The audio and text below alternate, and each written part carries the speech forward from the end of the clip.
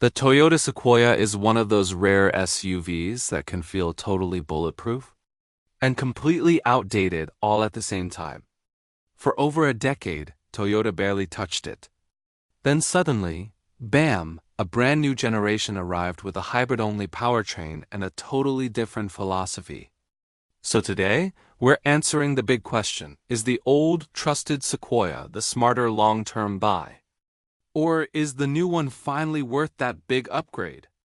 Spoiler alert, owners are seriously split.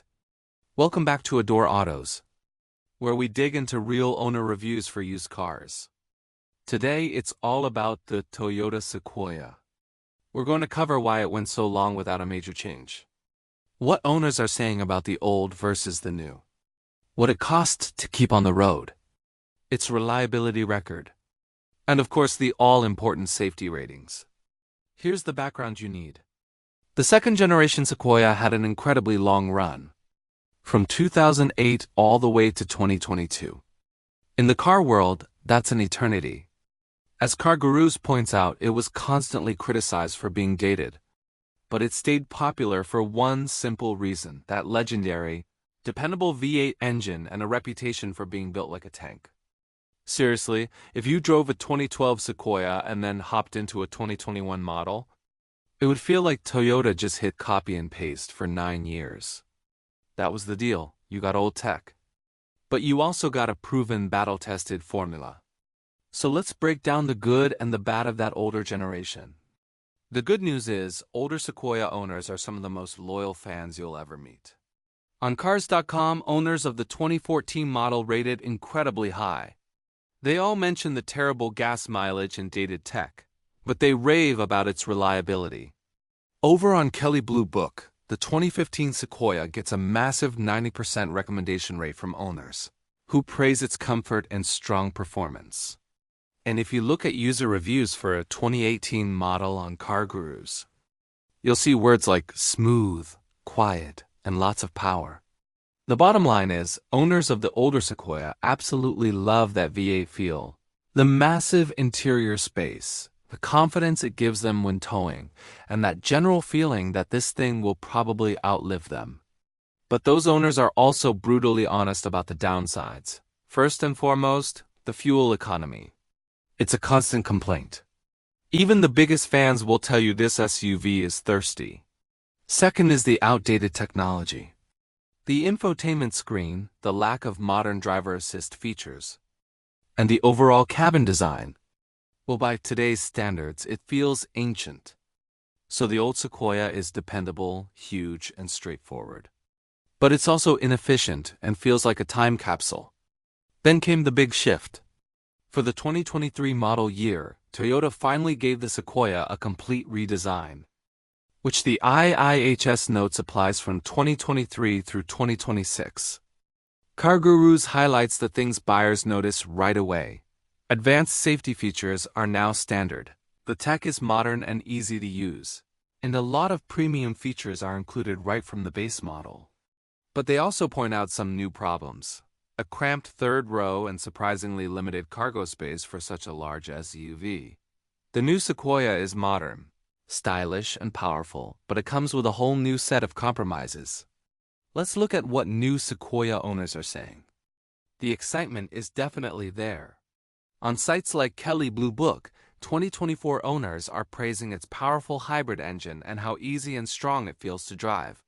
On Car Gurus, user ratings for the 2024 model are sky high, averaging 4.9 out of 5 stars in their summary. So the people who love it really love the power, the modern cabin, and all the updated safety tech. Now for the other side of the story. Because the negative reviews are very specific and they coming from a group of buyers, Toyota loyalists who aren't used to complaining. On Cars.com for the 2024 model, you'll find owners who are frustrated that their real-world gas mileage isn't anywhere near the official estimates.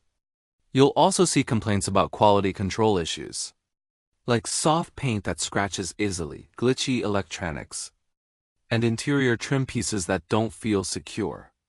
From a pure reliability standpoint, Consumer Reports flags the 2024 Sequoia as being less reliable than other new cars in its class, based on their extensive survey data. So the emerging pattern is that the new Sequoia feels like a massive upgrade in some ways. But some owners feel it's just not delivering that Toyota perfect quality they expected for the price.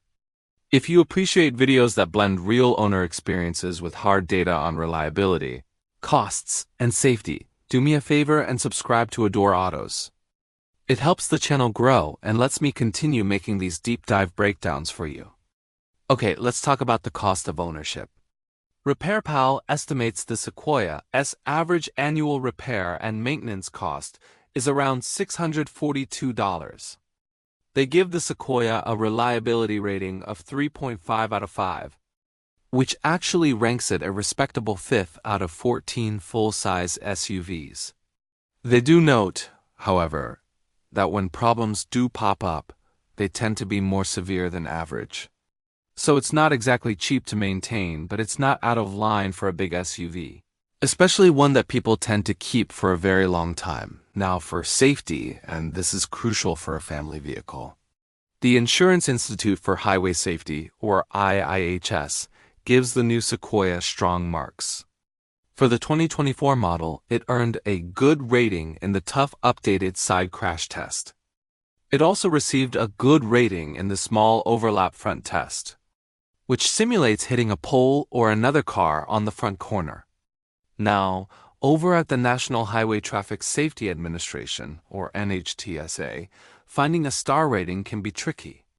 Consumer Reports, for example, lists the NHTSA crash ratings as not available for the 2024 model in their spec table. This can happen for various reasons, but it means a simple star rating might not be published for that specific year or configuration. So the key takeaway is that we have solid, positive crash test data from the IIHS for the current generation. So after all that, which one should you buy? The old one or the new one? You should choose an older Sequoia if you value a long-running, proven platform with a massive community of loyal owners. You want that big V8 feel, and you're prepared for the fuel costs that come with it. And most importantly, you have that keep it forever mentality. On the other hand, you should choose the new Sequoia if you want a modern cabin, up-to-date tech, and premium features. You want that strong, responsive driving feel that current owners are praising. And this is a big, but you need to understand the trade-offs. The complaints about cargo space and the cramped third row are very common. Some owners have reported those early-year quality issues. And objective sources like Consumer Reports have flagged its reliability as being lower than its peers for the 2024 model year. The Toyota Sequoia is such a fascinating case study. The older models built a rock-solid reputation on long-term durability, even while feeling like relics. The new generation finally modernizes everything. But it introduces a new wave of owner complaints that Toyota buyers just aren't used to hearing. It's a classic battle between proven but old and new but unproven. If this breakdown helped you make a more informed decision, please hit that like button and subscribe. It directly supports Adore Autos and tells YouTube to show you more of our owner review videos. Drive safe, and I'll see you in the next one.